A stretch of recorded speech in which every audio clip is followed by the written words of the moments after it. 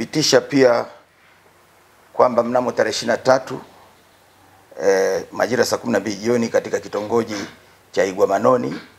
kijiji cha Kakoyoyo, wilayani Bukombe, mtoto mmoja anaitwa Ibrahim Masumbuko, miaka 9, mwanafunzi wa darasa la kwanza katika shule ya msingi Kakoyoyo, alifariki dunia kwa kupigwa na radi, ambayo pia iliwajeruhi Kuro Masumbuko, miaka 11, mwanafunzi wa darasa la 3 katika shule tajwa hapo juu, na Isaka Masumbuko mwenye miaka 3, wote kutoka katika familia ya Masumbuko Lushona. Ikumbuke kwamba katika tarehe tajwa ilinyesha mvua kubwa iliyoambatana na radi,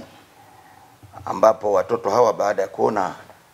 mvua kubwa hiyo walikuwa wamekimbia kurudi nyumbani, na watoto hao walikuwa katika shamba la mpunga wakiwinda ndege,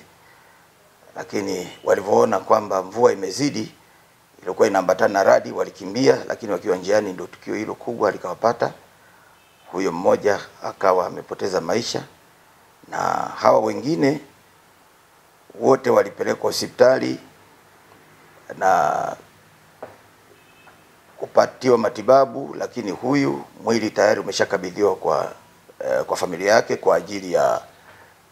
ajili ya mazishi. Basi jeshi la polisi linapenda kutoa tahadhari kwa wananchi, haswa katika kipindi hichi cha mvua kali ambazo zinaambatana na radi,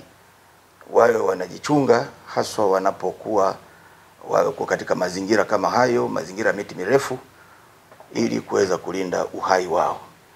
Aidha, jeshi la polisi mkoa wa Geita bado tunaendelea na doria mbalimbali za kuzuia, kubaini, kuzuia na kutanzua kero ya uhalifu.